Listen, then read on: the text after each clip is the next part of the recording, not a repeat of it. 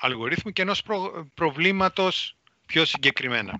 Η ευστάθεια λοιπόν είναι η ιδιότητα όπου μικρές σχετικά αποκλίσεις στα data μπορούν να δώσουν μεγάλες αποκλίσεις στο output, στα αποτελέσματα. Προσοχή, όπως θα τονίσουμε λίγο παρακάτω, αυτό το μικρά δεν είναι απαραίτητο να ισχύει, αλλά το σχετικά μικρά είναι που μας ενδιαφέρει. Το relational, αλλά θα πρέπει να ορίσουμε αυτούς τους τύπους λίγο αργότερα. Μια άλλη ποσότητα, ιδιότητα που μας ενδιαφέρει για την αξιολόγηση των αλγορίθμων είναι η ακρίβεια. Και έχει να κάνει με αυτό που είπαμε στην προηγούμενη διάλεξή μας και αφορούσε την προσέγγιση προβλήματα. Το πόσο κοντά η παραγόμενη από τον αλγόριθμο λύση θα έρθει στην θεωρητικά ακριβή, που πολλές φορές δεν μπορούμε να την ξέρουμε, αυτό περιγράφεται ως ακρίβεια.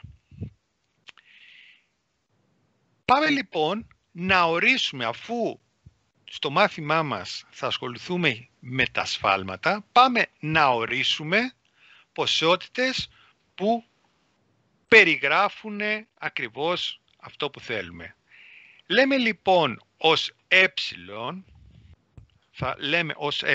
το σφάλμα που έρχεται από το ΔΧ που το περιγράφουμε. Προσοχή, θα χρησιμοποιήσουμε σε καμιά δεκαριά μαθήματα από τώρα το δέλτα και για άλλο λόγο. Εδώ το δέλτα έχει την ιδιότητα που ξέρουμε και από τα μαθηματικά, το μικρό, τη διαφορά δηλαδή. Λέμε λοιπόν ως σφάλμα, ορίζουμε ως σφάλμα την ποσότητα χ αστεράκι μείον χ, όπου χ αστεράκι είναι η προσεγγιστική τιμή και χ η ακριβής. Τη γνωρίζουμε ή όχι. Καμιά φορά, και συνήθως έτσι είναι, δεν ξέρουμε την ακριβή, διότι αν γνωρίζαμε την ακριβή δεν θα ασχολιόμαστε με προσεγγιστικά. Και επίσης, σχεδόν ποτέ δεν μας ενδιαφέρει το πρόσημο του. Γι' αυτό θα μελετήσουμε το απόλυτο σφάλμα, δηλαδή απόλυτη τιμή αυτής εδώ της ποσότητας είναι αυτή που μας είναι ιδιαίτερα χρήσιμη.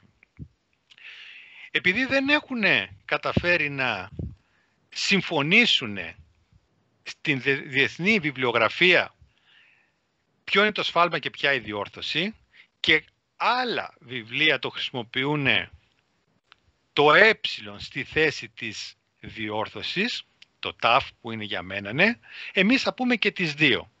Όμως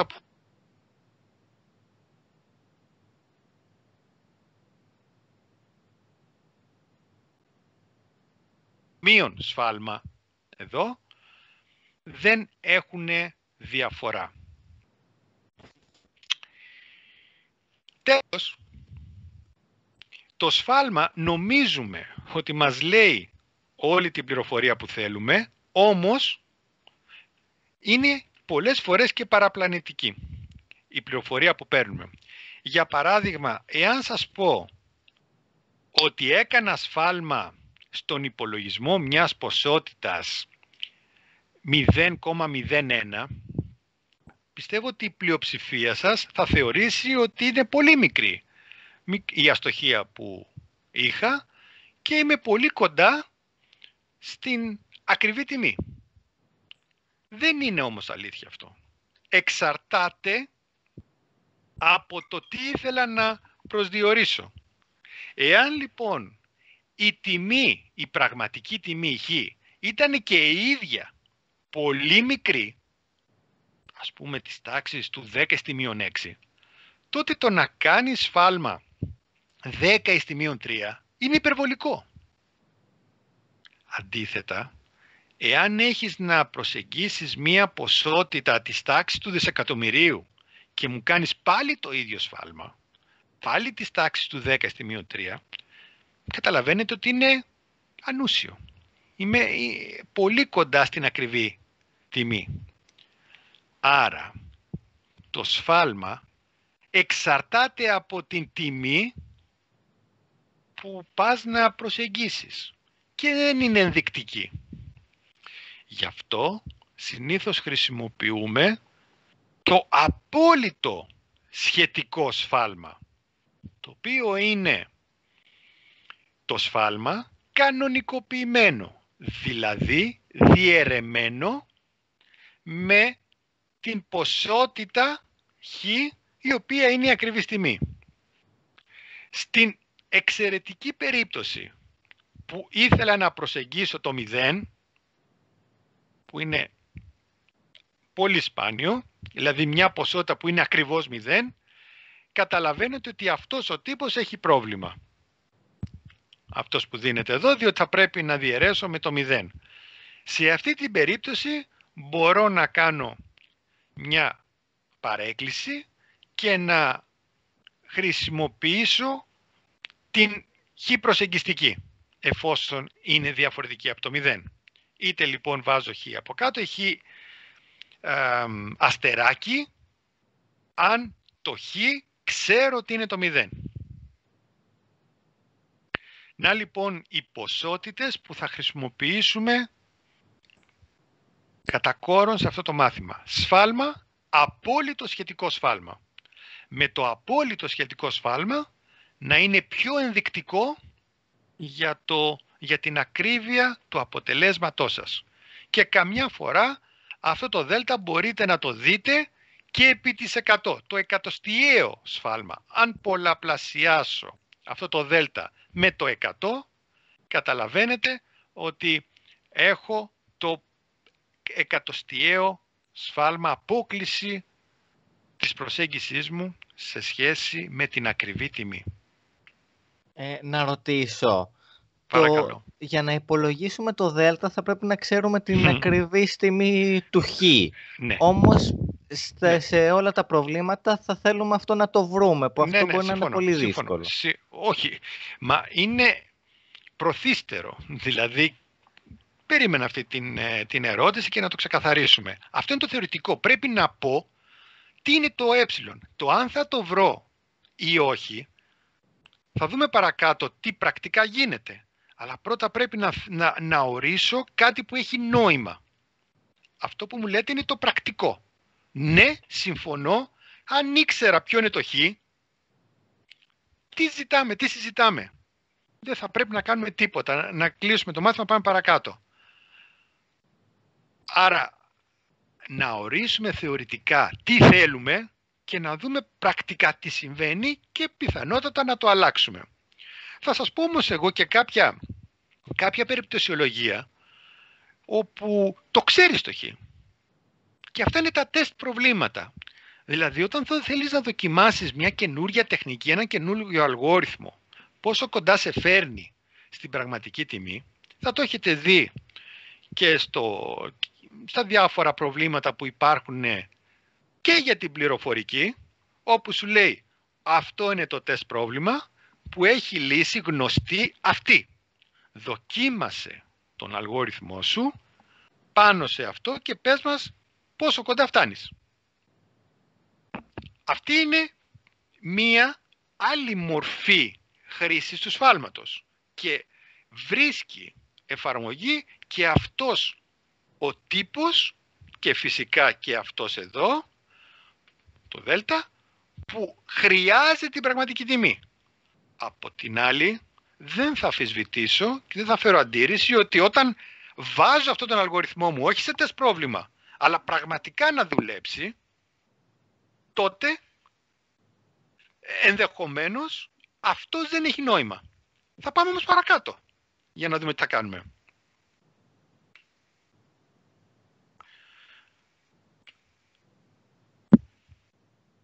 Άλλος τρόπος περιγραφής σφαλμάτων. Ο πρώτος λοιπόν που είδαμε, ο ορισμός που είδαμε στην προηγούμενη διάλεξη, περιέγραφε αυτό. Ο επόμενος είναι μέσα από το διάστημα. Θα το έχετε δει στην καθημερινότητα, όπου υπάρχει μια ένδειξη που σας λέει το ακριβές βάρος της συσκευασίας, του προϊόντος ή το ακριβές μέγεθος της διαστασιολογίας ενός πακέτου, που σας λέει ότι είναι τόσο συν πλην κάτι. Είτε απόλυτο συν πλην κάτι, ξέρω εγώ 0,01 κιλό, ή επί της 100, ένα εκατοστιαίο. Σε κάθε περίπτωση, αυτή η προσέγγιση βασίζεται στην περιγραφή σφαλμάτων μέσα από διάστημα. Λέμε λοιπόν ότι η προσέγγιση μας θα προσεγγίζει την γνωστή ή άγνωστη ακριβή τιμή χ με ένα σφάλμα ε, αν έχουμε εξασφαλίσει, είμαστε σίγουροι ότι σε καμία των περιπτώσεων αυτό το χ αστεράκι δεν μπορεί να είναι εκτός του διαστήματος χ-ε, χ-ε. Αυτή λοιπόν είναι μια πιο ρεαλιστική ίσως θεώρηση, διότι σου βάζει ένα διάστημα που κάπου εκεί είναι η πραγματική τιμή και το μόνο που θέλεις είναι το χ αστεράκι να ικανοποιεί ένα φράγμα συν πλην αυτού. Το ότι έχω βάλει φράγμα, παιδιά, μου αλλάζει εντελώς τη θεώρηση. Θα δούμε σε όλη τη διάρκεια αυτού του μαθήματος και για όλες τις τεχνικές ότι ενδέχεται πουθενά να μην ξέρω ποια είναι η ακριβής τιμή, όμως για όλα να έχω ένα φράγμα. Ανακαλέστε διάφορα προβλήματα που δεν ξέρουμε ακριβώς την τιμή και θα μπορείτε να ανακαλέσετε και το πρόβλημα που έδειξα στην πρώτη δεύτερη διαφάνεια με την προσέγγιση του π που είχαν κάνει στην αρχαιότητα. Μπορεί οι άνθρωποι να μην ξέραν τότε όλα τα δεκαδικά ψηφία, αλλά μπορέσανε και φράξανε, είπαν ότι αυτός ο αριθμός είναι μέσα σε αυτό το διάστημα που δινόταν από μια κλασματική έκφραση.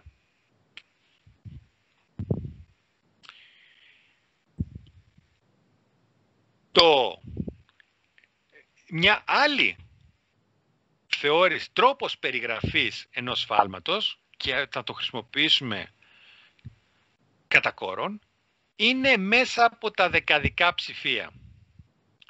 Θα λέμε ότι η προσέγγιση μας, η χ αστεράκι, έχει ταφ ακριβή δεκαδικά ψηφία με το χ, την πραγματική τιμή, αν είμαστε σίγουροι ότι η διαφορά τους, η απόλυτη διαφορά τους, δηλαδή χ αστεράκι μείον χ, βρίσκεται μέσα σε αυτά τα όρια. Είναι μικρότερο από 1/2 επί 10 στη μείον τ. Το τ λοιπόν είναι τα δεκαδικά ψηφία τα οποία συμπίπτουν σε αυτά, είναι ακριβή, είναι ακριβώς το χ αστεράκι συμπίπτει με την χ. Τέλος, υπάρχει η έκφραση των σημαντικών ψηφίων, όπου θα την χρησιμοποιήσουμε. Τα σημαντικά ψηφία είναι σημαντικά και για ένα λόγο, διότι υλοποιούνται έτσι οι αριθμοί μέσα από αυτήν την φιλοσοφία των σημαντικών και όχι των δεκαδικών ψηφίων. Υλοποιούνται οι αριθμοί μηχανής. Οι αριθμοί που γνωρίζει ακριβώς ο υπολογιστής και θα είναι το επόμενο κεφάλαιο και θα αναλύσουμε εκτενώς το τι γίνεται. Λόγω του τρόπου αποτύπωσης, περιγραφής των πραγματικών αριθμών από τους αριθμούς μηχανής, έχει νόημα και η περιγραφή των σφαλμάτων μέσα από τα σημαντικά ψηφία ενός αριθμού. Τα σημαντικά ψηφία, χοντρικά, είναι τα ψηφία εκτός από τα πρώτα μηδενικά αν υπάρχουν. Δηλαδή, εάν έχω έναν αριθμό 0,001, αυτός ο αριθμός έχει ένα σημαντικό ψηφίο. Μου χρειάζεται λοιπόν μία θέση για να το προσεγγίσω, γιατί μπορεί να γραφεί σαν 1,010 στη μηδενική. Εντάξει, αυτά λοιπόν είναι τρεις περιγραφές, τρεις τρόποι να μπορέσουμε να περιγράψουμε χοντρικά το σφάλμα μας. Όχι πως είναι ακριβώς τόσο. Για να σας πω ότι είναι ακριβώς τόσο, συμφωνώ, μου χρειάζεται το χ. Εάν όμως σας πω ότι βρίσκεται εκεί μέσα, τότε αλλάζουν τα πράγματα. Δεν είναι απαραίτητο να ξέρω ακριβώς πόσο είναι το χ.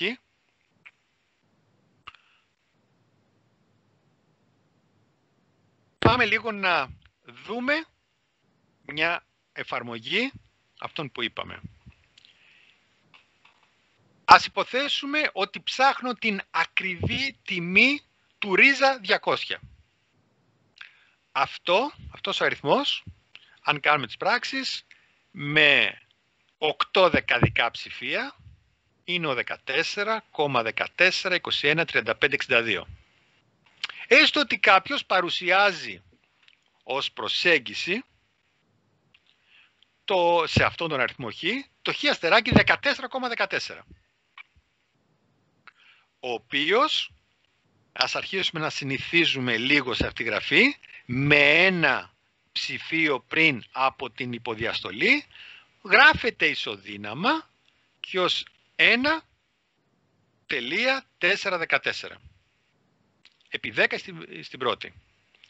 Τότε, με ό,τι είπαμε ως τώρα, το σφάλμα είναι μείον 0,0021,35,62.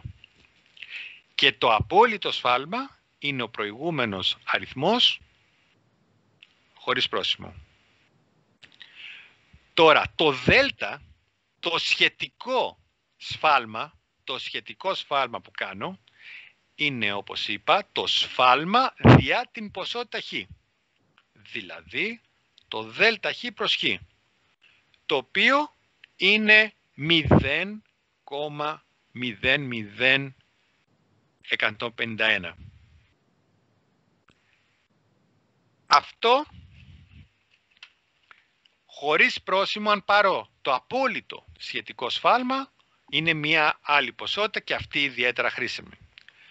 Τώρα, το χ αστεράκι, δηλαδή το 14,14, προσεγγίζει το ρίζα 200, το χ, με ακρίβεια 2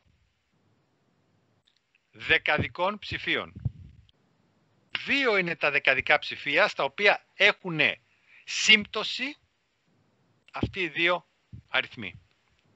Όμως το χ αστεράκι προσεγγίζει το χ σε 4 σημαντικά ψηφία, διότι είναι η ταύτιση στα μη μηδενικά πρώτα αρχικά ψηφία που έχουν οι δύο αριθμοί. Ο ένας είναι, βλέπετε εδώ, 14,14,21 κλπ. Ο άλλος είναι 14,14 και πιθανότατα 0. Άρα τα 4 πρώτα ψηφία έχουμε σύμπτωση. Να λοιπόν μία περίπτωση που δείχνει πόσο διαφορετικό είναι η μελέτη του σφάλματος στα δεκαδικά ψηφία και πόσο στα σημαντικά. Αν με βάζατε να επιλέξω ένα από τα δύο, θα έλεγα σημαντικά ψηφία κοιτάμε περισσότερο, λόγω του τρόπου αναπαράσταση των αριθμών στον υπολογιστή, στους υπολογισμούς μας.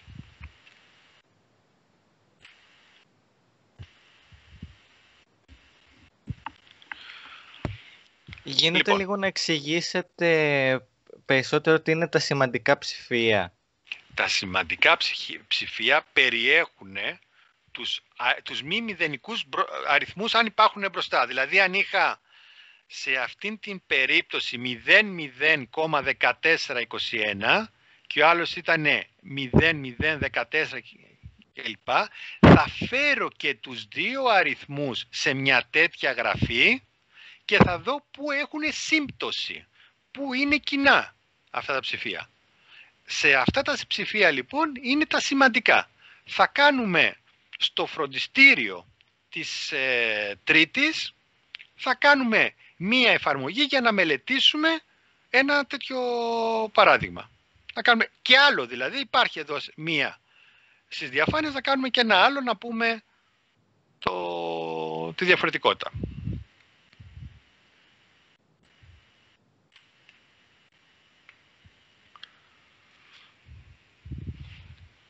Τώρα, το επόμενο που μας χρειάζεται είναι, ορίσαμε τα σφάλματα στα δεδομένα.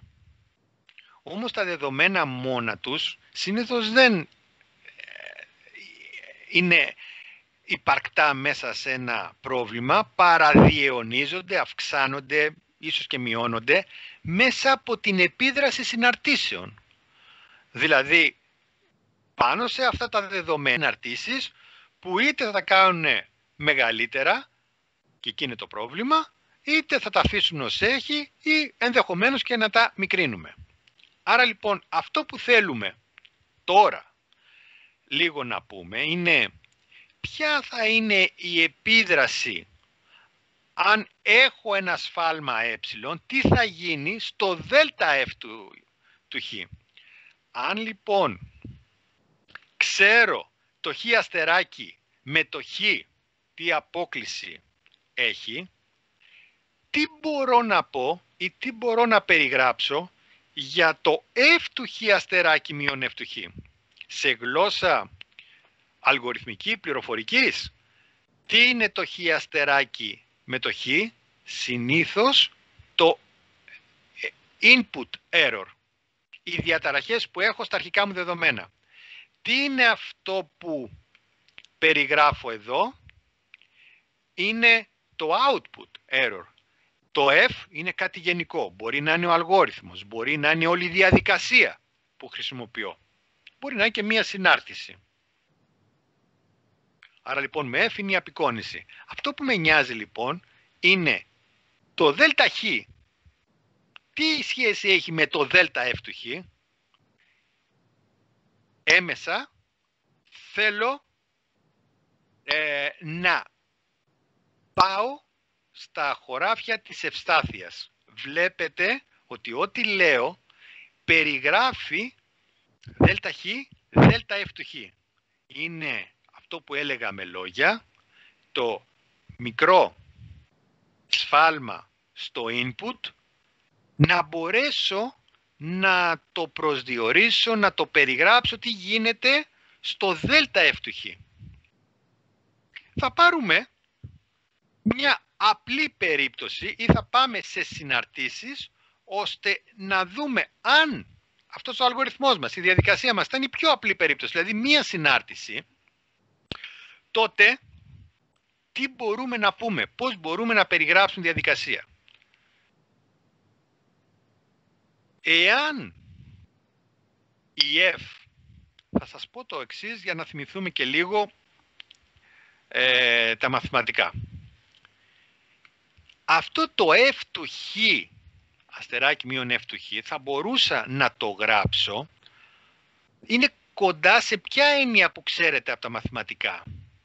Είναι κάποιος που όποτε βλέπει αυτή την ποσότητα, κάτι του έρχεται από το μαθηματικό του υπόβαθρο, κάτι που έχετε δει και στο Λύκειο και στα μαθηματικά 1. Δεν είναι η παράγωγος, αλλά του έρχεται, ναι, η παράγωγος, έχει σχέση με την παράγωγο. Η παράγωγος ορίστηκε ως F του Χ και H μείον F του Χ δια H. Αυτό το δια H εδώ δεν το έχουμε προς το παρόν. Θα δούμε πώς θα εμφανιστεί. Άρα λοιπόν, η παράγωγος που μάθαμε στα μαθηματικά μπορεί να συνδυαστεί και με τα υπολογιστικά μαθηματικά, δηλαδή με τις αποκλίσεις που περιμένουμε, αναμένουμε κατά τη διάρκεια εκτελέσεως των πράξεων. Γιατί η παράγωγος μετράει ομαλότητα έμεσα της F. Όταν λοιπόν η F δεν έχει την απαραίτητη ομαλότητα, καταλαβαίνετε ότι οι αποκλίσεις που μπορούν να συμβούν έστω και σε πολύ μικρά σφάλματα μπορεί να είναι πολύ μεγάλες.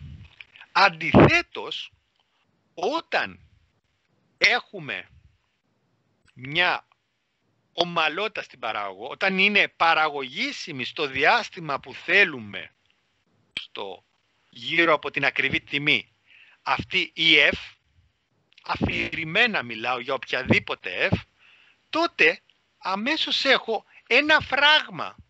Δεν μπορεί να είναι απροσδιόριστα μεγάλο αυτό το δέλτα F του Χ. Μπορεί να είναι μεγάλο, εξαρτάται από την παράγωγο όπως βλέπετε εδώ.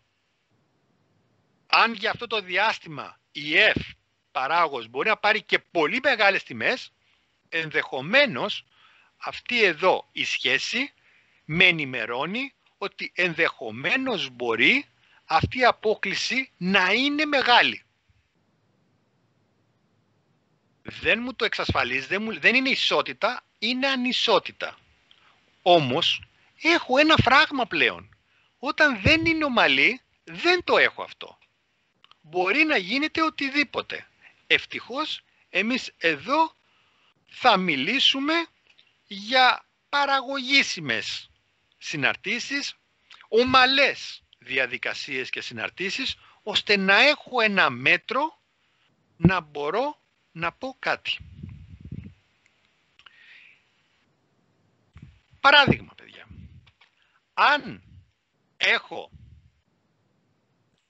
την τιμή Χ που δεν ξέρω ποια ακριβώς είναι, αλλά ξέρω ότι η ακριβής τιμή που θα ήθελα να χρησιμοποιήσω είναι η 2,05 και έχω και μία οποιαδήποτε τιμή που απέχει, βρίσκεται στο διάστημα 2,04-2,06, τότε μπορώ να σας πω, μπορώ να εκτιμήσω από την προηγούμενη σχέση μου ότι η απόκλιση που θα έχω στα output, στα αποτελέσματα, όταν η F είναι η ρίζα Χ, συγκεκριμένα η ρίζα Χ, δεν μπορεί να είναι μεγαλύτερη αυτή η απόκλιση από 0,0035. Δηλαδή, έμεσα έχω ότι μικρή απόκλιση στα input data, διότι στην ουσία η απόκλιση εδώ είναι στο δεύτερο δεκαδικό ψηφίο, τόσο απέχω. Η απόκλιση που έχω στα αποτελέσματα είναι και μικρότερη από αυτή τη διαταραχή που είχα στα Χ. Και αυτό μπορώ να το πω, προσοχή, για αυτήν τη συνάρτηση, για αυτό το διάστημα. Το ε δεν είναι το 0,01, είναι εδώ μιλάω με διάστημα. Σημαίνει ότι μπορεί να είναι εκεί μέσα, είναι φράγμα. το ε όταν λέω είναι ακριβής τιμή. Δεν μπορώ να σας πω ότι είναι ακριβώς 0,01, μπορεί και μικρότερο. Μέγιστο 0,1, γι' αυτό έχω το σύμπλην 1. Η χ είναι εκεί μέσα, κάπου εκεί. Τότε, αν έχω ένα σφάλμα που το πολύ είναι στο 0,01, να το πω διαφορετικά, τότε η σχέση αυτή εδώ μου λέει ότι η απόκλιση δέλτα το πολύ θα είναι 0,0035. Αυτή είναι η πληροφορία που έχω εφαρμόζοντας το θεώρημα μέση τιμή. Γιατί παίρνω, αυτή την πληροφορία παίρνω από το θεώρημα μέσης τιμής που απαραίτητη προϋπόθεσή του είναι να εφαρμόζεται στο διάστημα αυτό και επιπλέον η F να είναι επαρκώς ομαλή. Τώρα, γιατί παίρνω το 2.04. Προφανώς θέλω να βγάλω σφάλμα, διότι το χ δεν το γνωρίζω ποιο ακριβώς είναι. Είναι η συνέχεια της ερώτησης που κάνετε πριν, ότι το χ δεν είναι το 2.04 ούτε το 2.06. Λέω ότι είναι συμπλήν εκεί μέσα. Άρα μπορεί να είναι το 2.043. Μπορεί να είναι το 2.055. Εδώ λοιπόν δεν μπορώ να βάλω κανέναν αριθμό συγκεκριμένο, γιατί δεν το ξέρω. Αυτό που μπορώ να κάνω όμως είναι να πω ό,τι και να είναι αυτός ο αριθμός, αυτή η ποσότητα δέλτα είναι πάντοτε μικρότερη από το να πάρω τη χειρότερη περίπτωση. Η χειρότερη περίπτωση είναι το 2.04. Μεγαλώνει αυτό το κλάσμα,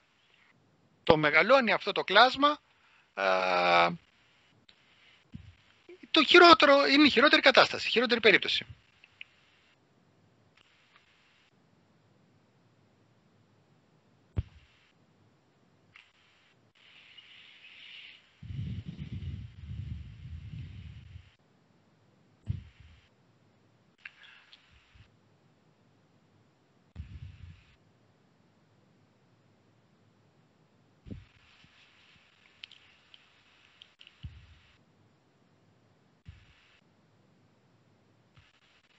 Εάν πάρετε συγκεκριμένη τιμή, επαναλαμβάνω, το πρόβλημα εδώ έχει τεθεί με την περιγραφή, με την ορολογία του σφάλματος σε διάστημα. Δεν έχω την περίπτωση όπου το χ είναι ακριβής τιμή. Να το πω διαφορετικά, ίσως εδώ να είναι καλύτερο, ανήκει σε αυτό το διάστημα. Το χ ανήκει εκεί και όχι με ίσο. Ανήκει εκεί.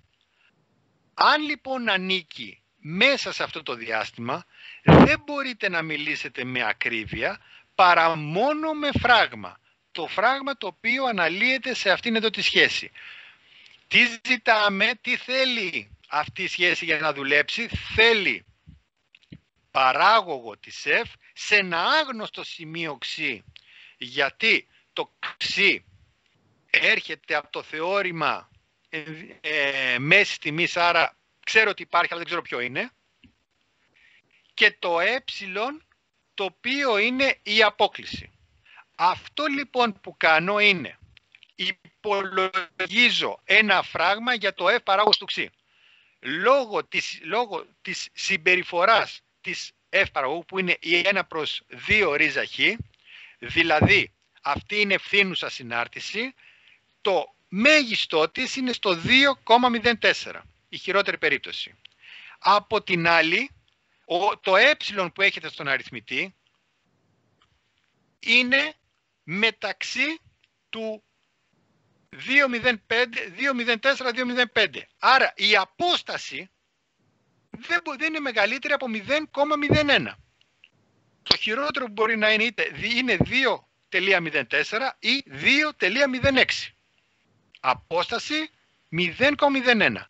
Πήρα λοιπόν, μεγάλωσα τον αριθμητή, μίκρινα τον παρονομαστή, άρα η χειρότερη περίπτωση, το χείριστο δέλτα που μπορώ να πάθω, είναι η πραγματική τιμή που θα έπαιρνα ρίζα 2,05 συν πλην το 0,035.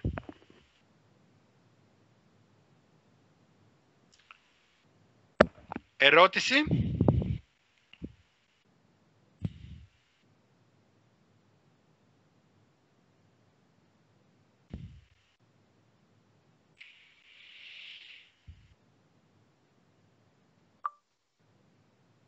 Προσέξτε, παιδιά.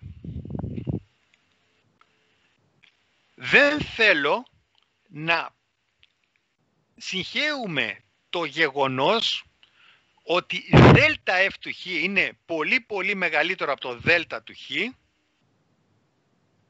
ότι σημαίνει απαραίτητα ότι η F είναι προβληματική, ότι η F είναι σε κακή κατάσταση. Δεν σημαίνει κάτι τέτοιο. Η μεγάλη απόκλιση στο F του Χ σε σχέση με το input δεν είναι ικανή και αναγκαία συνθήκη. Δεν είναι αποκλειστική, δεν μας εξασφαλίζει ότι σίγουρα έχουμε προβληματική F. Όπως, κατά αντίστοιχο λόγο, και αν κάπου βρούμε δέλτα F του Χ ότι είναι περίπου ίσο με δέλτα του Χ, τότε πάλι δεν είναι σωστό να πούμε ότι είμαστε σε καλή περίπτωση. Αυτό που θέλουμε να κρίνουμε είναι το σχετικό.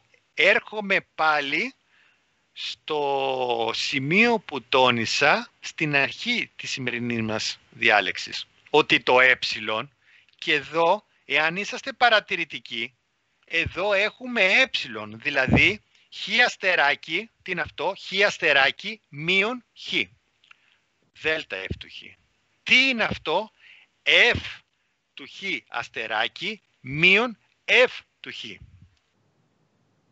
Αυτές εμπίπτουν, αυτός ο ορισμός εμπίπτει στον ορισμό που είπαμε ότι μας λέει αρκετές φορές ψέμα. Σε τούτο εδώ. Το δέλτα δηλαδή από μόνο του είπαμε ότι καμιά φορά είναι παραπλανητικό. Ποιο δεν είναι παραπλανητικό, ποιο μας λέει καλύτερα την αλήθεια? Αυτό το απόλυτο σχετικό σφάλμα, που σημαίνει ότι εδώ για να είμαι σίγουρος και για να μπορώ να σας πω με βεβαιότητα ότι υπάρχουν προβληματικές περιοχές σε μία F, χρειάζεται να κρίνω όχι το ΔΕΛΤΑ F του Χ με το ΔΕΛΤΑ Χ, αλλά το ΔΕΛΤΑ F του Χ προς F του Χ με το ΔΕΛΤΑ Χ προς Χ. Δηλαδή τα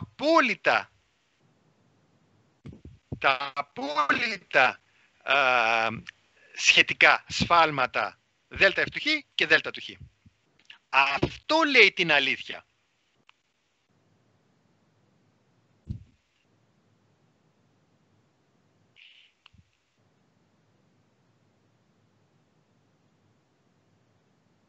Το καταλάβατε αυτό, παιδιά? Θα σας κάνω ένα παράδειγμα την επόμενη ώρα για να δείτε μια περιπτωσιολογία. Να δούμε για μία F κάποια σημεία του πεδίου ορισμού να είναι προβληματικά, να δίνουν μεγάλη κατάσταση στην F και σε άλλα σημεία να είναι μια χαρά.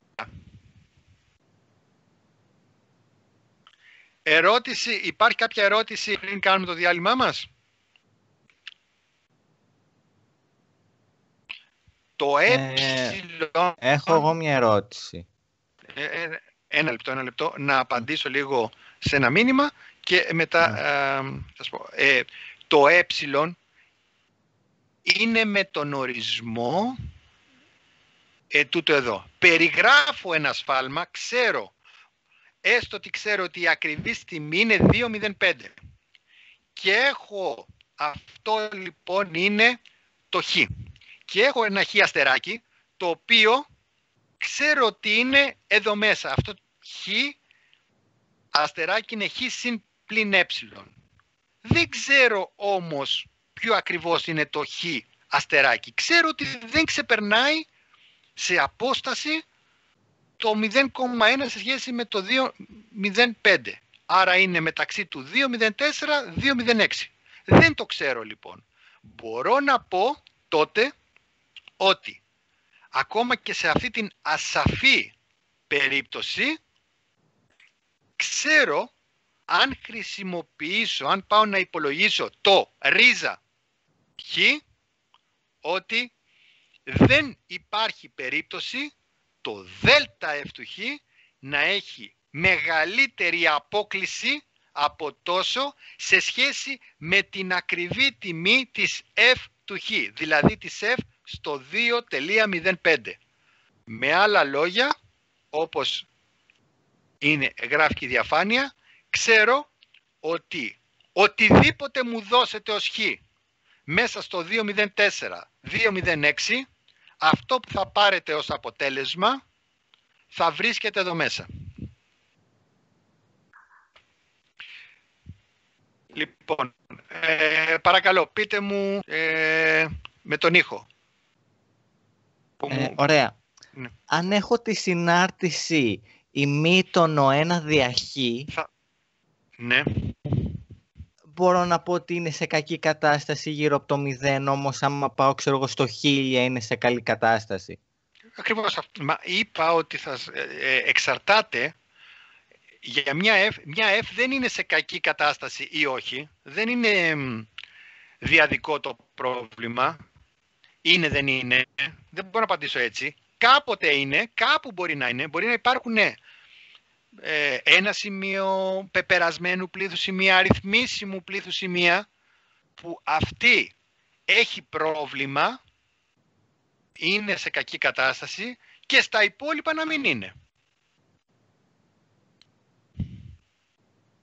Εξαρτάται λοιπόν και από την F και από τα σημεία του πεδίου ορισμού, εάν αυτή είναι ή όχι σε κακή κατάσταση. Σας είπα, θα σας κάνω ένα παράδειγμα μόλις ξεκινήσουμε τη δεύτερη ώρα.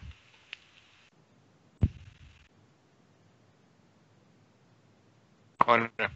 Λοιπόν, οπότε σταματάμε προσωρινά εδώ. Η διάλεξη ότι το δέλτα f του χ να είναι πολύ πολύ μεγαλύτερο από το δέλτα του χ δεν είναι ικανή και αναγκαία συνθήκη να μας πληροφορήσει αν μιλάμε για F που έχει κακή κατάσταση.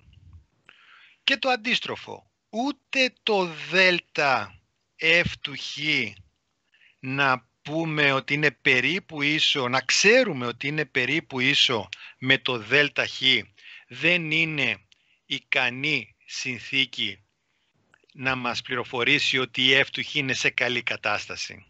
Γιατί? Να κάνουμε λίγο μια ανάλυση. Το δέλτα F του χ, τι έχουμε πει? Ότι είναι το F του χ της ακριβής τιμής χ, ας πούμε συν h, μείον F του χ. Αυτό εδώ είναι το F του χ αστεράκι μας.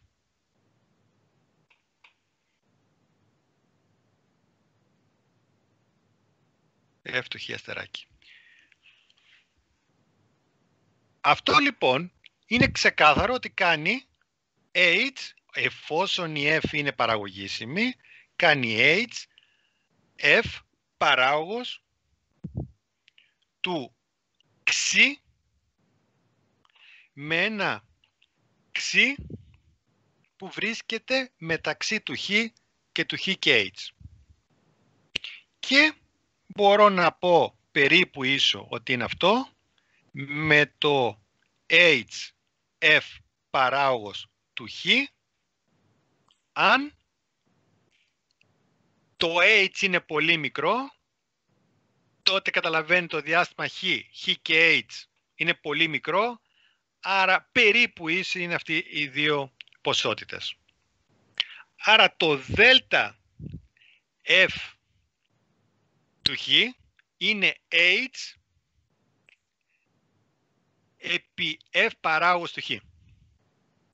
Όμως το σχετικό απόλυτο σφάλμα που εμάς μας ενδιαφέρει, δηλαδή δέλτα F του Χ προς F του Χ, αυτό είναι που είπαμε ότι είναι πιο κατατοπιστικό, για τον ίδιο λόγο και χρησιμοποιώντας την 1, θα είναι περίπου ίσο με το... Με ακούτε, παιδιά, έτσι? Μια απάντηση, γιατί έχω μοιράσει την... Ναι, σας ακούμε. Ωραία.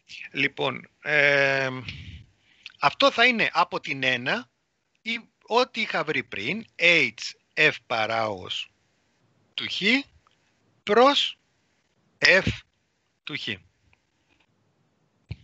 Άρα λοιπόν ο δείκτης κατάστασης, κοιτάξτε, από όλο αυτό έχω ότι δέλτα F του Χ προς F του Χ κάνει τόσο. Εδώ, τι κρύβεται μέσα? Το H ποιο είναι, παιδιά? Το H είναι το Χ και H μείον Χ. Δηλαδή είναι το δέλτα Χ όπως λέγαμε πριν. Το δέλτα Χ είναι εδώ. Το δέλτα Χ λοιπόν κρύβεται εδώ. Δέλτα F του Χ λοιπόν προς F του Χ είναι το δέλτα του Χ, αυτό είναι το H, F παράγωγος του Χ προς F του Χ.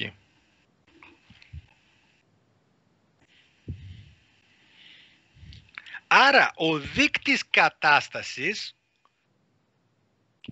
κατάστασης είναι αυτή η ποσότητα που είπαμε είδατε στην διαφάνεια, και βλέπετε ότι δεν σημαίνει ότι το δέλτα F μικρό και το δέλτα Χ μικρό. Υπάρχει αυτός εδώ παράγοντας που μπορεί να δώσει ανισορροπία. Δηλαδή αν αυτό το F παράγωγος προς F του Χ είναι αρκετά μεγάλο, τότε θα υπάρχει πρόβλημα.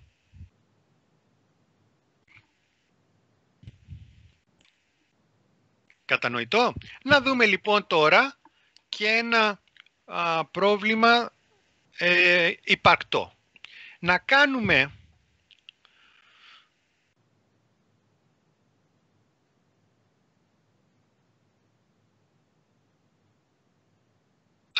λοιπόν την διαδικασία μας για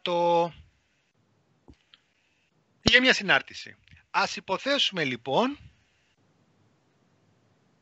Ας υποθέσω ότι θεωρώ ως F του Χ την cos Χ. Και να δω τι γίνεται. Πρώτα να το κάνουμε γενικά και μετά θα δούμε κάποια κρίσιμα σημεία. Πάμε να δούμε το δείκτη κατάστασης. Θυμίζω ότι ο δείκτης κατάστασης από την προηγούμενη ανάλυση, ας την πούμε conditional cond, από το condition number, είναι αυτό το μέτρο που θέλουμε να μετρήσουμε Χ, F του Χ, F παράγωγος του Χ προς F του Χ. Αυτό θέλουμε να δούμε για τη συγκεκριμένη συνάρτηση πώς συμπεριφέρεται. Θα πω λοιπόν η παράγωγος είναι, τι θέλουμε ετούτο εδώ, άρα είναι η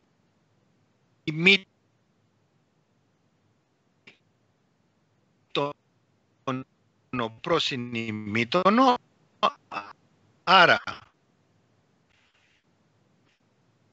κοντ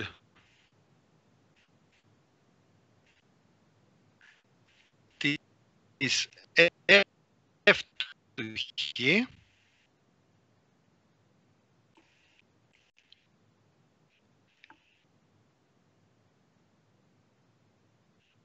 θα είναι το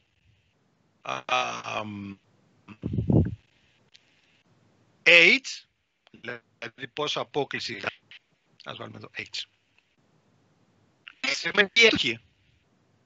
Κοιτάξτε, εάν το χ μου, δηλαδή κάνω λογισμό, χρησιμοποιώ την F σε προβλήματα που τα data είναι μακριά από το π δεύτερα, είναι κοντά στο 0 για παράδειγμα, σε μια περιοχή του μηδενός, τότε ο δείκτης κατάστασης, τούτο εδώ, H, αυτό εδώ, H εφαπτωμένη του χ, είναι πολύ μικρό.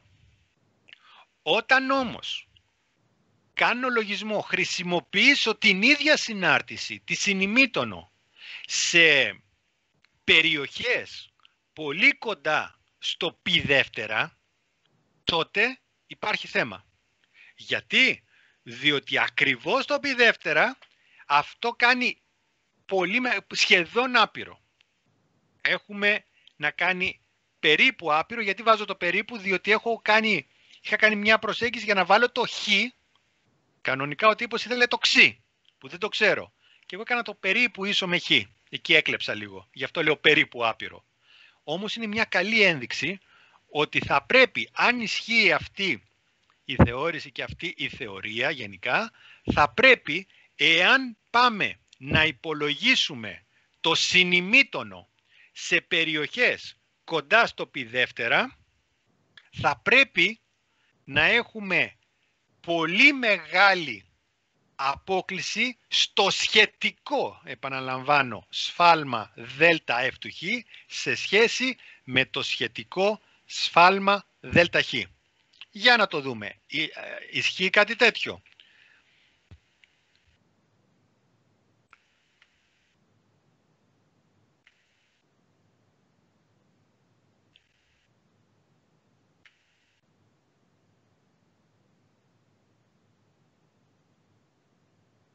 Λοιπόν, έφτιαξα το εξής. Βάζω ως C1 το αποτέλεσμα του υπολογισμού συνημήτωνο στο 1,570079. Αν κάποιον παραξενεύει που σκέφτηκα αυτόν τον αριθμό, είναι πολύ κοντά στο π δεύτερα, 3,14 δια 2 περίπου σου δίνει εκεί. Άρα πάω σε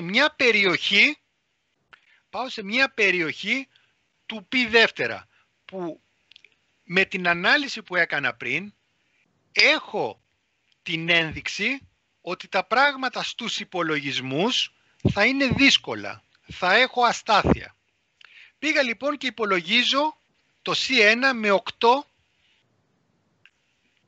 Σε αυτή τη γλώσσα μπορώ να του καθορίσω εγώ πόσα ψηφία δεκαδικής ακρίβειας θέλω, 8 λέω, και πάω και υπολογίζω και το C2 σε μια πολύ κοντινή τιμή. Πια στο 0 απόκλιση 10 εις τη μείον 5. Στο 1 δηλαδή τελεία 57.078. Το δέλτα χ είναι ξεκάθαρο εδώ πέρα ότι είναι 10 εις τη μείον 5. Αν δούμε τα αποτελέσματα, για να δούμε πόσο κάνει το C1. Το C1 κάνει τόσο, παιδιά. Το C2 κάνει τόσο. Εάν δείτε τη διαφορά, είναι 10 στη μείον 5. Είναι της ίδιας τάξης, αυτή η διαφορά είναι C1 με C2 είναι 10 στη μείον 5. Κάποιος λοιπόν αδαώς σκεπτόμενος θα μπορούσε να πει έκανα σφάλμα στα δεδομένα μου 10 στη μείον 5, γιατί τόσο απέχουν τα δεδομένα, το 1.57.079 με το 1.57.078 απέχουν 10 στη μείον 5. Και τι πήρα σαν αποτέλεσμα? Ότι η απόκλιση που είχα εδώ, σε απόλυτη τιμή, αν κάνω C1 μείον C2, αν κάνω C1 absolute, C1 μείον C2, βγάζει το ίδιο. Όσο σφάλμα έκανες στα data σου, τόσο και στα output. Κάποιος λοιπόν θα μπορούσε να πει είμαι perfect condition, άρα ό,τι είπαμε πριν είναι λάθος. Όχι, δεν είναι έτσι παιδιά, διότι θα πρέπει να κανονικοποιήσω, όπως είπα. Διότι αν ήταν κάποιος παρατηρητικός, θα έβλεπε ότι το C1 και C2 είναι πολύ πολύ μικρές τιμές. Είναι της τάξης οι τιμές του 10 στη μείον 5, 10 στη μείον 6. Και τι γίνεται με ό,τι είπαμε σήμερα? Έκανε σφάλμα τόσο. Έκανε σφάλμα της ίδιας τάξης. Ενώ εδώ έχει γίνει πάλι κατά απόλυτη τιμή τόσο σφάλμα, 10 στη μείον 5, όμως εδώ μιλάμε για τιμές της τάξης του 1,57. Δεν μπορεί κανείς να θεωρεί και να λέει και να πιστεύει ότι είναι ισοδύναμα αυτά τα πράγματα. Το ότι έκανα λάθος, έκανα ένα σφάλμα σε αυτά εδώ τα input, τα δεδομένα 10 στη μείον 5 και μετά πήρα στα αποτελέσματα που είναι πολύ μικρά, πήρα το ίδιο σφάλμα, καταλαβαίνετε ότι είναι παραπλανητικό. Για να ξέρω πόσο σφάλμα έκανα, καλύτερα είναι να μετρήσω το απόλυτο σχετικό σφάλμα. Αυτή είναι εδώ την ποσότητα δηλαδή. Να διαιρέσω με τούτο εδώ. Τότε βλέπουμε τη διαφορά. Τότε βλέπετε ότι αυτό εδώ είναι το δέλτα F του Χ. Αυτό εδώ που γράφω, αυτό εδώ είναι το δέλτα F του Χ. Δέλτα F του Χ προς F του Χ.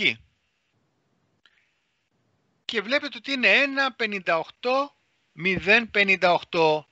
Εν αντιθέσει, εάν μου κάνετε το ίδιο πράγμα, δηλαδή δέλτα Χ προς Χ, το οποίο είναι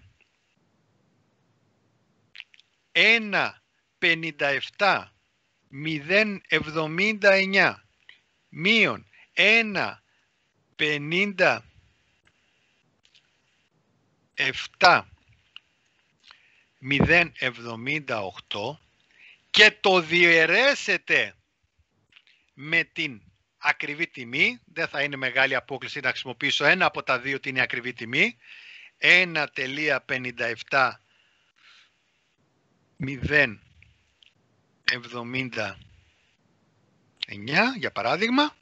Αυτό βλέπετε, εδώ έχει γίνει, νάτι η αλήθεια. Έγινε πολύ μικρή διαταραχή στα input data, στα ΔΧ, της τάξης του 10 στη μείον 6, κι όμως η πραγματική απόκλιση που έχω στο δέλτα F του Χ προς δέλτα Χ δεν είναι τεράστια. Είναι τεράστια, είναι της τάξης του εκατομμυρίου μεγαλύτερο. Το σφάλμα είναι τεράστιο σε σχέση με το σφάλμα που υπήρχε στα αρχικά μας δεδομένα. Αυτή είναι, νομίζω, μια αντιπροσωπευτική περίπτωση που δείχνει γιατί είναι λάθος να μελετάμε μόνο, να κοιτάμε το δέλτα F του Χ και το δέλτα Χ σαν απόλυτες τιμές. Και επίσης είναι μια επιβεβαίωση γιατί Ο δείκτης κατάστασης παίζει σημαντικό ρόλο σε αυτήν την μελέτη της διαταραχής, της διάδοσης διαταραχής και πόσο μεγαλύτερο το κάνει. Ερώτηση, παιδιά?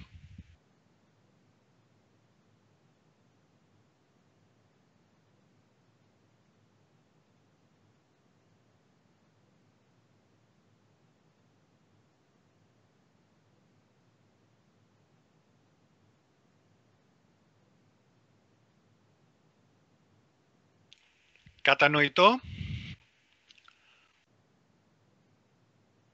Ωραία. Ολοκληρώσαμε λοιπόν την πρώτη πολύ εισαγωγική διάλεξη και θα πάμε στην δεύτερη διαφάνεια, στη δεύτερη διάλεξη, που πάλι θεωρείται εισαγωγική. Δεν είναι από τα κεφάλαια που θα αναπτύξουμε στο συγκεκριμένο μάθημα και είναι ύλη αυτού του μαθήματος. Είναι μια ανασκόπηση, είναι κάποια πράγματα είτε εισαγωγικά είτε υπενθύμησης ορισμών και θεωρημάτων που κάπου έχετε ακούσει τα προηγούμενα χρόνια.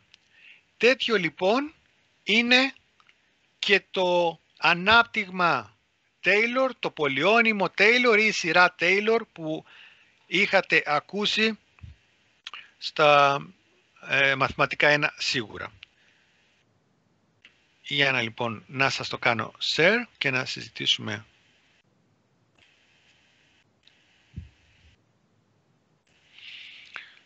Λοιπόν,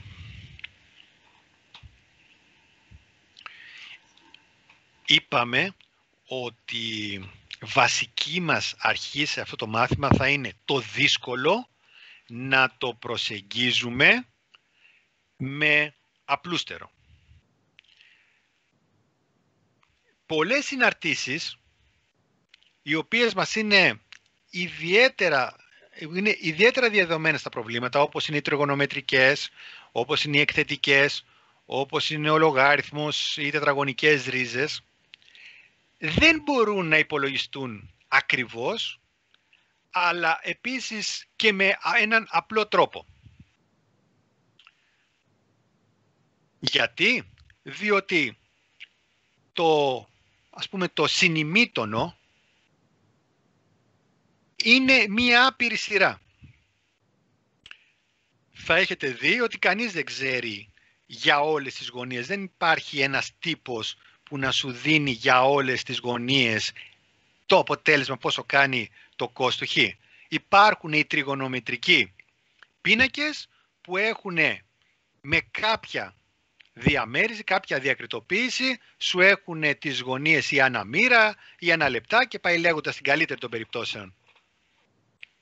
Εμείς όμως όταν βάζουμε στον υπολογιστή μας να μας υπολογίσει όποια γωνία θέλουμε, το συνημήτωνο, το ημίτωνο, την εμφαπτωμένη, μας δίνει ένα αποτέλεσμα.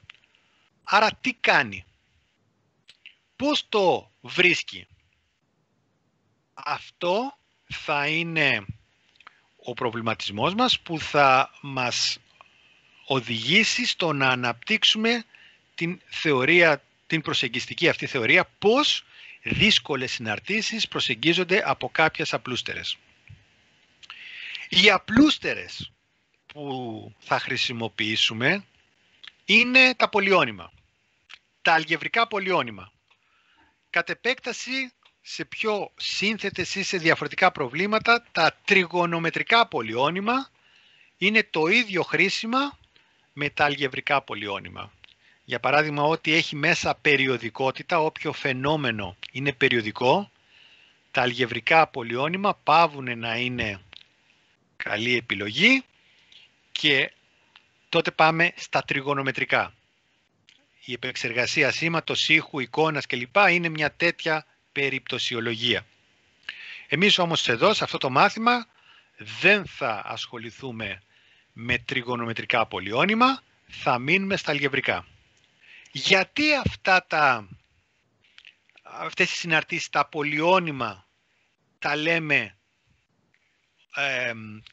καλά εργαλεία και είναι απλές συναρτήσεις? Πρώτον, γιατί ο αριθμητικός υπολογισμός τους, σε οποιαδήποτε τιμή και να θελήσουμε, μπορεί να γίνει εύκολα και γρήγορα μέσα από το λεγόμενο σχήμα του Horner. Δηλαδή, το P του Χ μπορώ να το υπολογίσω, όπως θα δούμε, με O του N πράξεις. Στις τάξεις του N.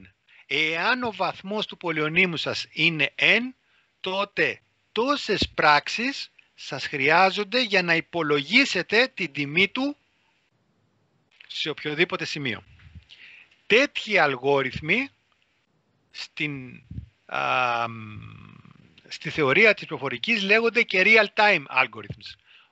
Μέχρι n log n αλγόριθμοι τέτοιας πολλαπλότητας είναι real-time. Υπολογίζονται, δεν βλέπουμε καθυστέρηση όταν τους υπολογίζουμε κατά την εκτέλεση ενός προβλήματος. Αυτό λοιπόν είναι το ένα πλεονέκτημα. Ότι έχουμε τρόπο να υπολογίζουμε τις τιμές τους εύκολα και γρήγορα σε όποιο σημείο θέλουμε. Το δεύτερο σημαντικό χαρακτηριστικό που έχουν είναι ότι μπορούμε να παραγωγίζουμε και να ολοκληρώνουμε εύκολα και γρήγορα. Έχουμε αναλυτικούς τύπους, ξέρουμε πώς παραγωγίζεται ένα πολυώνυμο και ολοκληρώνεται προφανώς. Άρα λοιπόν είναι παραγωγήσιμα, ολοκληρώσιμα, εύκολα υπολογίσιμα και επίσης η παραγώγηση ξαναδίνει πολυώνυμο.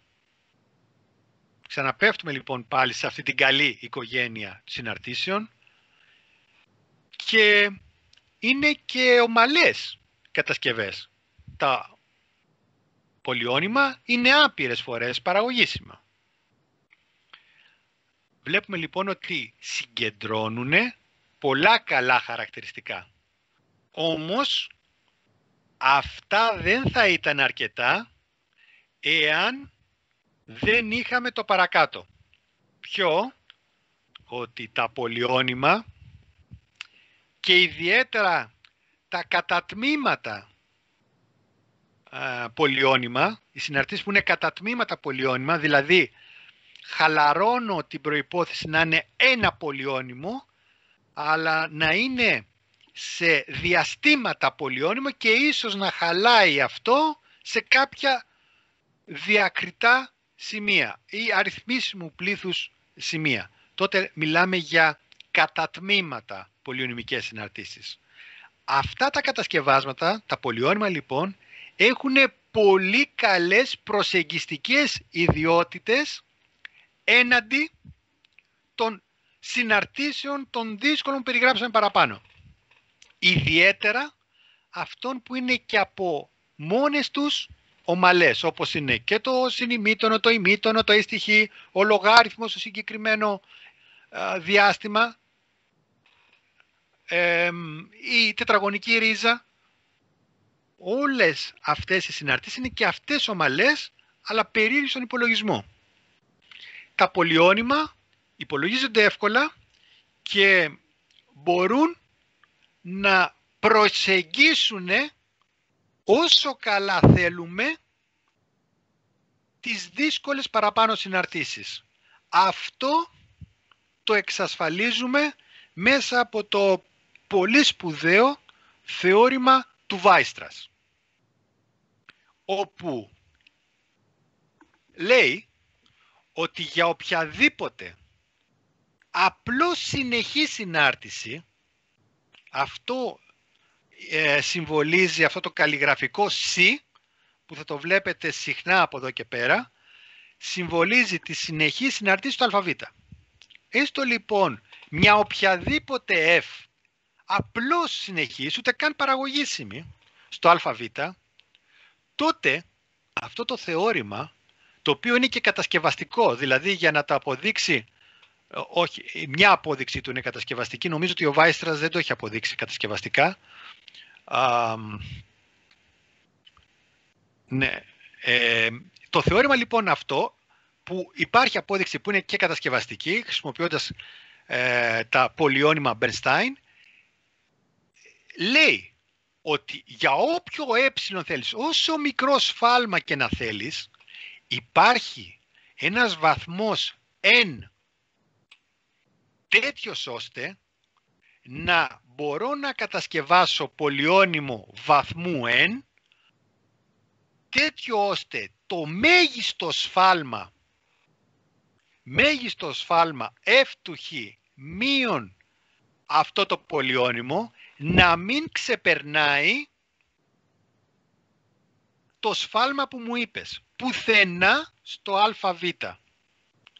Πουθενά στο αβ. Αυτό λέει το πολυώνυμο, το θεώρημα του Βάιστρας.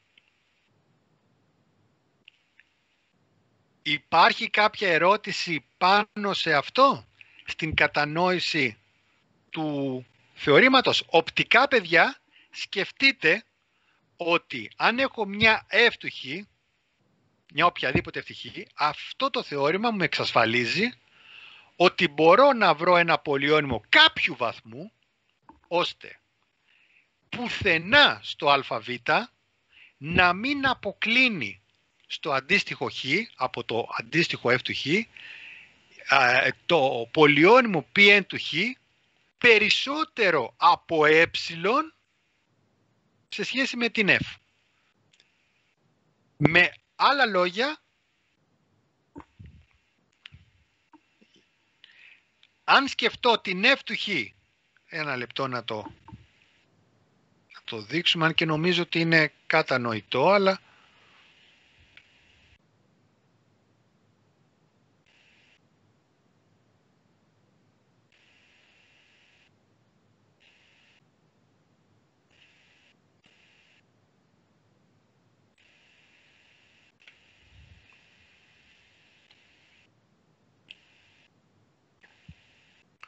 εάν λοιπόν έχουμε, ας κάνουμε τώρα με άλλο χρώμα, ας υποθέσουμε ότι η f του χ είναι τούτη εδώ. Αυτή είναι η f του χ.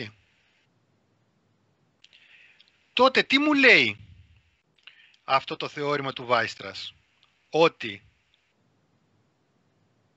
ας κάνουμε λοιπόν πράσινο, αυτή είναι εδώ. Μου λέει λοιπόν ότι είμαι σίγουρος ότι το πολυώνυμο... Κυρία Βασάλο, συγγνώμη που σας ενοχλώ, αλλά η οθόνη σας κάνει flickering, αναβοσβήνει μαύρο-άσπρο και δεν μπορούμε ακριβώς να δούμε τι γράφετε για κάποιο λόγο. Η οθόνη μου... και στις διαφάνειες υπήρχε αυτό το πρόβλημα ή τώρα υπάρχει στο...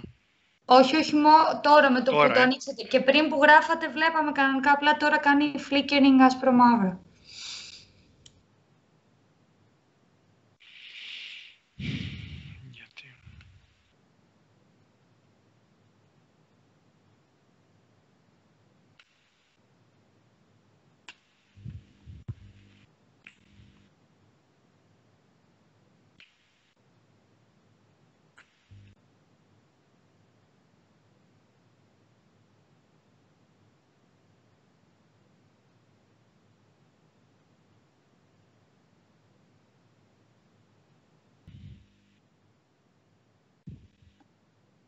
Τώρα είστε μια χαρά προς το παρόν, το δείχνει κανονικά. Λοιπόν, άρα, αν υποθέσω ότι αυτό εδώ, αυτό που έκανε αυτή η ταινία, είναι, απέχει συν πλην ε, δηλαδή αυτή εδώ απόσταση είναι ε, αυτή εδώ η απόσταση, τότε αυτό που ξέρω είναι ότι παντού, και αυτό είναι το αβ,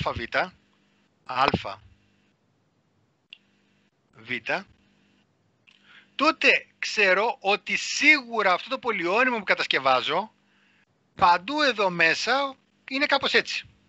Μπορεί να τέμνει, μπορεί να κουμπάει δηλαδή την f του χ, μπορεί και όχι, αλλά σίγουρα δεν ξεφεύγει από τα όρια, τα πράσινα όρια που έχω θέσει εκεί, και παντού είναι ε από το f του χ.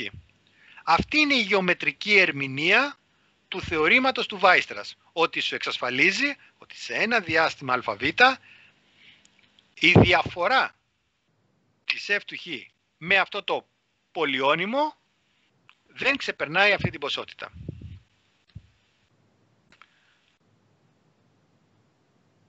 Ερώτηση? Ωραία. Τώρα, αυτό το θεώρημα έχει καλά μηνύματα και άσχημα. Το πρώτο είναι, το καλό, είναι ότι ισχύει για πολύ γενικές συναρτήσεις, συνεχείς. Ούτε πολλές φορές παραγωγήσιμες, ούτε απείρως ομαλές, απλώς συνεχείς, που είναι μια καλή κλάση από συναρτήσεις που θα χρησιμοποιήσουμε και που χρησιμοποιούμε στα προβλήματά μας. Άρα λοιπόν είναι ένα γενικό. Από την άλλη, αυτή η προσέγγιση μπορεί να είναι αργή και δύσκολη στον υπολογισμό. Άλλο το υπάρχει και άλλο το πώς θα το κατασκευάσω. Σας είπα ότι είναι και κατασκευαστική μέσα από τα πολυώνυμα του Μπερνστάιν. Είναι μια ειδική κλάση, ειδική οικογένεια πολυωνύμων που αποδεικνύεται ότι συγκλίνουν σε οποιαδήποτε f αν φτιαχτούν όπως πρέπει. Από την άλλη όμως σας είπα ότι είναι μια αργή σύγκληση. Σίγουρα συγκλίνουν αλλά αργά. Μήπως έχω λοιπόν κάτι άλλο να παρουσιάσω ή να χρησιμοποιήσω που να είναι και πιο απλό κατασκευαστικά, αλλά και ίσως πιο γρήγορο. Μια τέτοια επιλογή είναι να χρησιμοποιήσω το ανάπτυγμα Taylor. Το ανάπτυγμα Taylor, μόνο που γι' αυτό, ό,τι συνήθως συμβαίνει και στην καθημερινή ζωή, όταν δίνει για να πάρεις κάτι διαφορετικό, κάτι καλύτερο, πρέπει να δώσεις και κάτι παραπάνω. Εδώ λοιπόν το ανάπτυγμα Taylor λέει ότι αν η f είναι άπειρες φορές παραγωγήσιμες, αυτό σημαίνει το c άπειρο ή το c άπειρο στο... Ένα λεπτό να κάνω τώρα πάλι share τις διαφάνειες.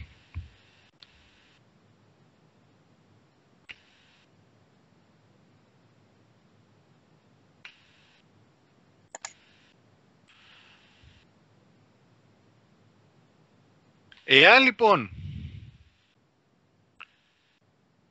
έχουμε ότι η f είναι άπειρες φορές παραγωγής σε ένα διάστημα, τότε ο Taylor λέει ότι υπάρχει σημείο, όποιο σημείο θέλεις, που υπάρχει μέσα στο διάστημα που πληρούνται αυτές τις προϋποθέσεις, πάρε όποιο σημείο θέλεις και η f μπορεί να γραφεί ως αυτό εδώ το ανάπτυγμα. Κοιτάξτε, η παρατήρηση είναι η εξής.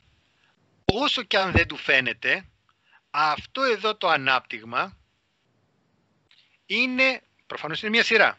Αν σταματήσω, αντί για το άπειρο, σταματήσω σε ένα κάπα, σε ένα n, έτσι, αν σταματήσω σε ένα κάπα για παράδειγμα, εδώ, τότε μου λέει, και να περάσω στην άλλη οθόνη,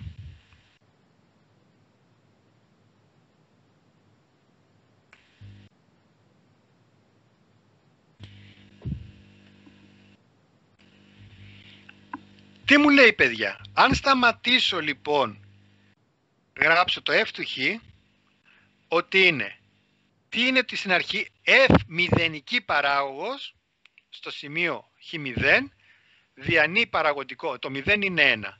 Άρα μου λέει ότι γράφεται σαν f του χ0 συν f παράγωγος στο ίδιο σημείο χ0 χ μείον χ0 και μετά f δεύτερη παράγωγος στο ίδιο σημείο χ0, χ μείον χ0 στο τετράγωνο, δεύτερα,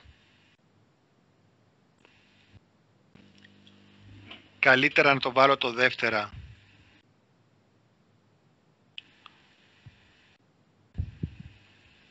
εδώ, συν f νιωστή παράγωγος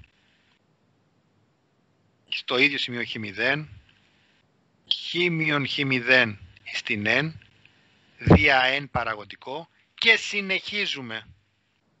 Αν θέλουμε να έχουμε ισότητα, δυστυχώς δεν μπορούμε να απαλλαχθούμε από τις τελίτσες που βλέπετε. Ναι, αλλά εγώ θέλω να δω κάτι άλλο.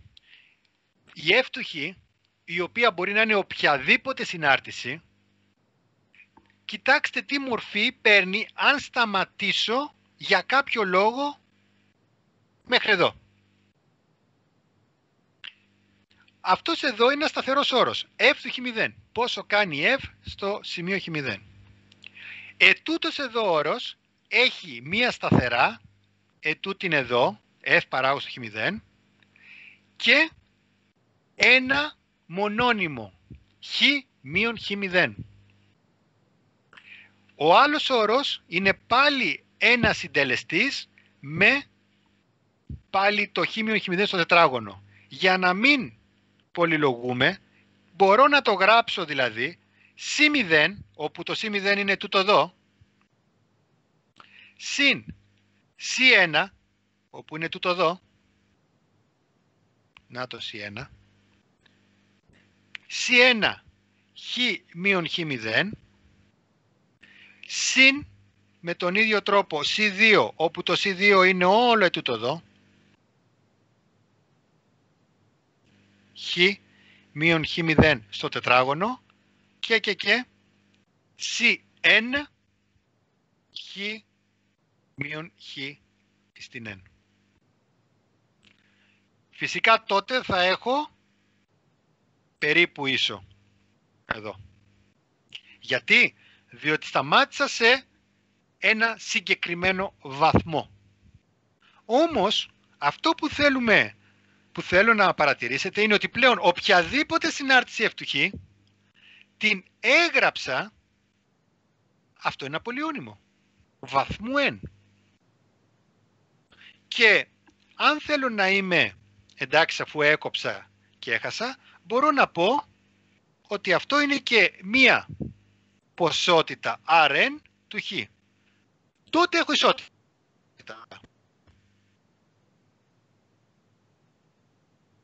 Ανακαλύπτω ξανά την ισότητα. Αν βάλουμε και μία ποσότητα άγνωση. Δηλαδή την ουρά που έκοψα. Την ουρά που έκοψα από τη σειρά, την απεικονίζω, τη βάζω με Rn του χ.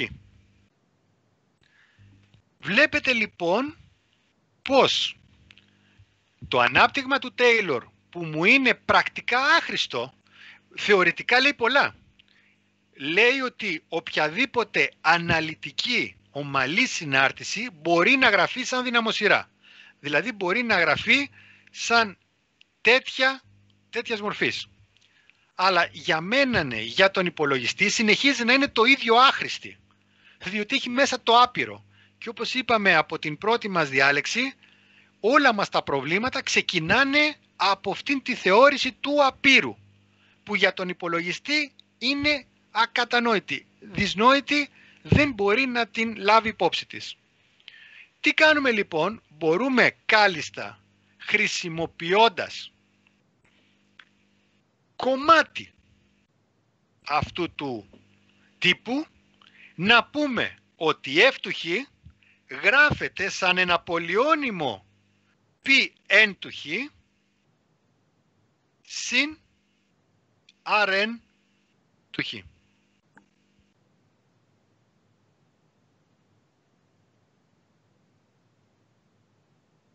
Προσοχή, το Rn του χ Είναι μία άγνωστη συνάρτηση.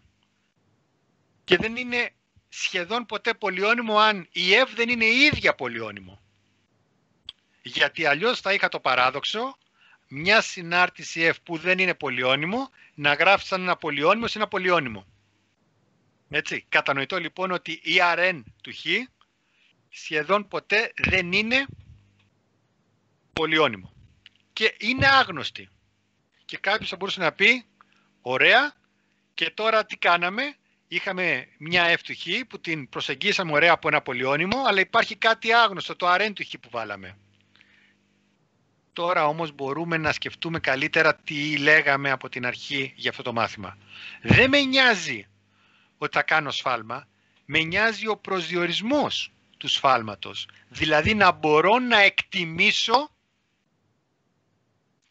ότι αυτό που χάνω, αυτό που δεν λαμβάνω υπόψη μου, δεν μπορεί να είναι μεγαλύτερο από κάτι. Έτσι λοιπόν, σε αυτήν εδώ τη θεώρησή μου, αν πω F του Χ μείον Pn του Χ, μέτρο, που είναι το σφάλμα, αυτό δεν είναι τίποτα άλλο από το ε του Χ. Το ε του Χ, δηλαδή η συνάρτηση σφάλμα. F του Χ μείον Pn του Χ, διαφορά αυτών των δύο πραγμάτων, είναι ξεκάθαρα από αυτήν εδώ τη σχέση, είναι ξεκάθαρα απόλυτη τιμή του Rn του Χ. Και τίθεται εδώ το μεγάλο ερώτημα. Δεν ξέρω ποια είναι αυτή η Rn του Χ. Γιατί αν την ήξερα, τότε ήξερα και την F ακριβώς. Ή μπορούσα να γράψω και ακριβώς την F. Άρα σίγουρα δεν έχω ακριβώς ποια είναι η Rn του Χ. Παρ' όλα αυτά, μήπως μπορώ να εκτιμήσω πόσο μεγάλο μπορεί να είναι πόσο μεγάλη μπορεί να είναι αυτή η ποσότητα. Ευτυχώς, και γι' αυτό το λόγο είναι ιδιαίτερα χρήσιμο, αυτό το θεώρημα κάνει ιδιαίτερα χρήσιμο το ανάπτυγμα Taylor και κατ' επέκταση το πολυώνυμο Taylor, ότι ξέρω ότι αυτή η ποσότητα, η Rn του Χ, είναι η F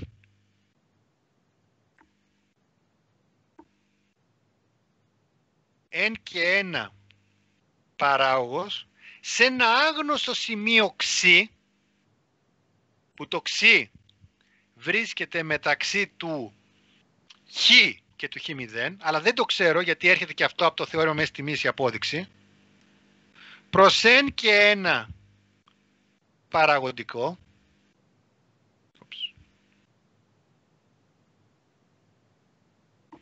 F και 1 παραγωγικό, επί χ μείον χ0 στην n και 1. Τώρα έχω λοιπόν μια έκφραση που έχει κάποιους καλούς και μετρίως καλούς όρους. Αυτό είναι πολύ καλός όρος. Το χ μείον χ0 μια χαρά είναι. Το παραγωγικό, και αυτό ξέρω να το υπολογίσω. Την παράγωγο της F μπορώ να την υπολογίσω ή μπορεί να μου είναι εύκολο να την υπολογίσω, μπορεί να είναι λίγο πιο δύσκολο να την υπολογίσω, μπορώ. Αυτό που δεν ξέρω είναι ποιο είναι το ξ και ποτέ δεν μπορώ να το μάθω. Άρα, ακριβώς πόσο κάνει το Rn του Χ για κάθε Χ που θα μου πείτε, δεν μπορώ να σας πω. Όμως, θα μπορούσα να βρω φράγμα. Δηλαδή, το μέτρο που με ενδιαφέρει του Rn του Χ, απόλυτη τιμή, είναι η απόλυτη τιμή όλης αυτής της ποσότητας.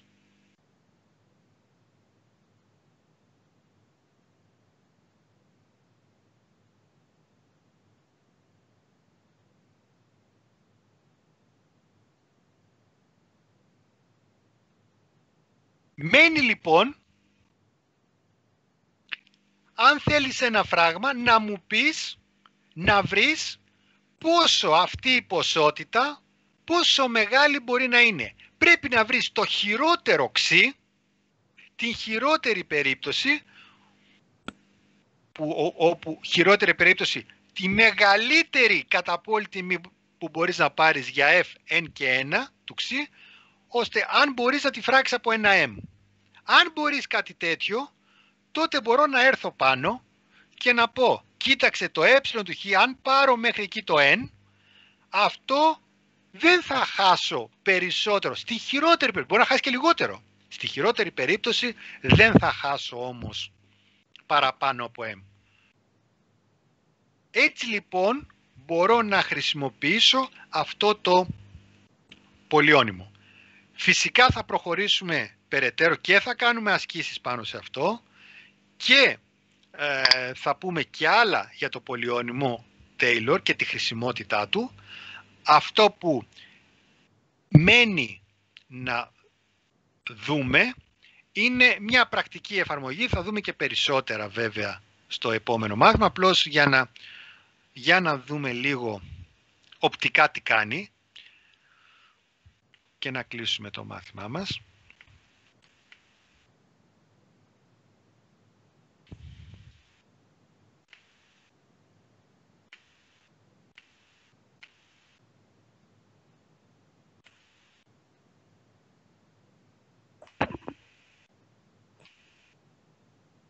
Αρνείται βυσματικά, ένα λεπτό.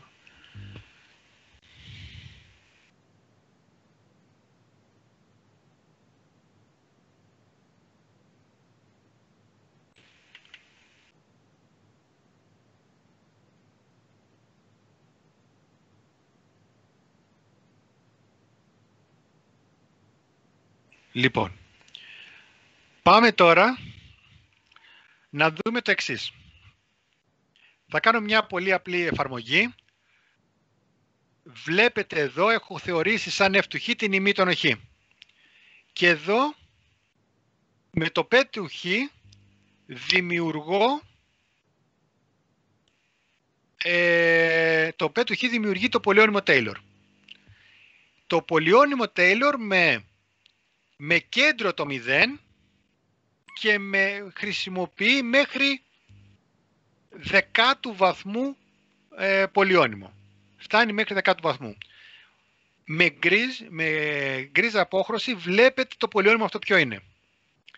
Αν πάω και κάνω το plot, θα δείτε ότι η προσέγγιση που παίρνω της ημίτονο με αυτό εδώ είναι ότι βλέπετε. Αν πάω όμως κοντά στο 0, να κάνουμε κοντά στο 0, 0 και 0,2 για παράδειγμα, βλέπετε ότι εκεί τοπικά με κίτρινη, με πορτοκαλί γραμμή είναι η ημίτονο και αυτή με μπλε είναι η ημίτονο, με πορτοκαλί βλέπετε να έχουμε την προσέγγιση που μας δίνει αυτό το πολυώνυμο. Εάν αυξήσουμε αυτήν ένα λεπτό, να είμαι σίγουρος ότι έχουμε δίνει τα σωστά δεδομένα.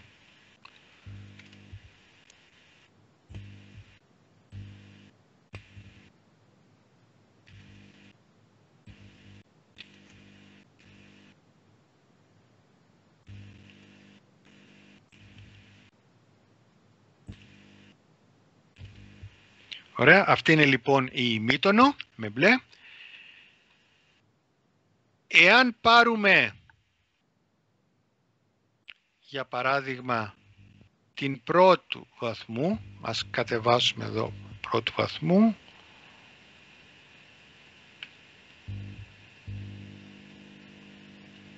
P του Χ,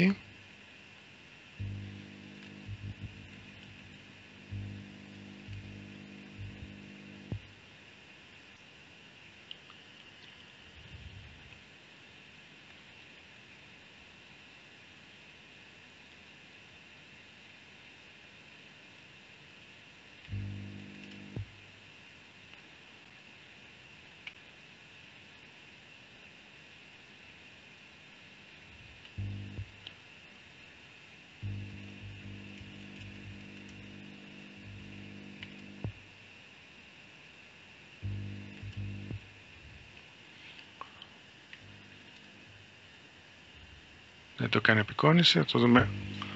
Θα το κάνουμε καλύτερα την επόμενη φορά. Κάτι έχει, ας βάλουμε. Ας το κάνω χειροκίνητα, γιατί εδώ το πρώτο το ξέρω είναι το χ. Ας το κάνουμε έτσι. Λοιπόν, η πρώτη λοιπόν προσέγγιση που έχουμε, αν δείτε τον κανόνα, κοιτάξτε τη διαφάνειά σας, πώς προσεγγίζει ποια είναι το ανάπτυγμα Taylor της ημιτόνου χ. Είναι χ μείον χ τρίτης 3 παραγωγικό. Εγώ πήρα μόνο τον πρώτο όρο. Αν βάλω και τον δεύτερο όρο μέσα, εδώ, άρα μείον χ τρίτης 3 παραγωγικό, δηλαδή 6, βλέπετε ότι πλησίασα περισσότερο την συνάρτηση ημίτονο χ και σε μεγαλύτερο διάστημα. Πλέον φαίνεται να είμαι πολύ κοντά, να μην ξεχωρίζει η μπλε από την πορτοκαλί γραμμή, για αυτήν την, σε ποιο διάστημα, από εδώ μέχρι εδώ. Όσο αυξάνω την προσέγγιση μου, το πολυώνυμό μου, τόσο και οφείλει αυτό να έρχεται πιο κοντά, διότι έχω σύγκληση. Ξέρω ότι η ημίτονο του χ γράφεται σαν άπειρη τέτοια σειρά. Όσο περισσότερους όρους πάρεις, τόσο πιο κοντά έρχεσαι σε μεγαλύτερο διάστημα. Αυτό μας δείχνει ότι η προσέγγιση με το πολυώνυμο Taylor είναι τοπική, όπως λέμε. Δηλαδή, έχουμε καλύτερα αποτελέσματα για γύρω από το χ0 που έχουμε επιλέξει. Όσο μεγαλύτερο πολυώνυμο, μεγαλύτερης τάξης πολυώνυμο παίρνουμε, τόσο αισιοδοξούμε και ελπίζουμε ότι θα πλησιάζουμε την F και πέρα από το χ0. Με άλλα λόγια, η ιδέα που κρύβεται από κάτω από την προσέγγιση Taylor, ή η γεωμετρική ερμηνεία ή η λογική, είναι η εξής. Ότι αν ξέρεις την F σε ένα σημείο, νομίζω ότι είναι λογικό ότι δεν μπορείς να προβλέψεις τι θα κάνει αυτή στην επόμενη πολύ μικρή χρονική στιγμή. Τι φταίει? Μπορεί η F να είναι και μη ομαλή. Δηλαδή τώρα στο χρόνο 0 κάνει 5, αν δεν είναι ούτε καν συνεχής, καταλαβαίνετε ότι στο χρόνο 5-0-1 δευτερόλεπτο μπορεί να κάνει 100. Άρα γενικά το πρόβλημα είναι λίγο μπερδεμένο. Εάν όμως βάλουμε κάποιες προϋποθέσεις ότι η F δεν είναι ασυνεχής, και αν βάλω περισσότερες ότι είναι ομαλή, ομαλότατη, όπως υποθέσαμε το C άπειρο, τότε αν ξέρεις τη χρονική στιγμή πόσο κάνεις, τότε είναι ελεγχόμενο το αποτέλεσμα μετά από χρόνο H. Δεν μπορεί να κάνει απροσδιόριστα μεγάλο. Και αν ξέρεις πόσο κάνει η F σε εκείνη τη χρονική στιγμή, αλλά και η παράγωγος της στο χρόνο 0, τότε ξέρεις περισσότερα και μπορείς να εκτιμήσεις καλύτερα πώς μπορεί να διακυμανθεί την επόμενη μικρή χρονική στιγμή.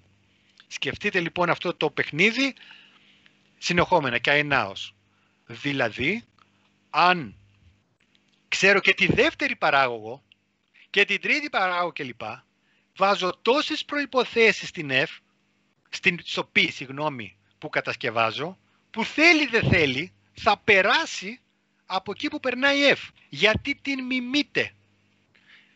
Λέω παίρνω από εκεί, από αυτό στη χρονική στιγμή τάδε, παίρνω από εκεί, στο χ0, να κάνεις F του χ0, κάνε και όσο παράγωγο έχει η F, το πολυώνυμο αυτό, άρα ξεκινάνε με την ίδια κλίση, και όχι μόνο αυτό, αλλά άμα του πω και ότι η δεύτερη παράγωγος που θέλω να είναι του πολυωνύμου ίδια με αυτή της F, σημαίνει ότι και η παράγωγος φεύγει με την ίδια ταχύτητα που φεύγει και της F, γιατί έχω πει ότι η δεύτερη παράγωγος συμπίπτουνε. Και πάει λέγοντας.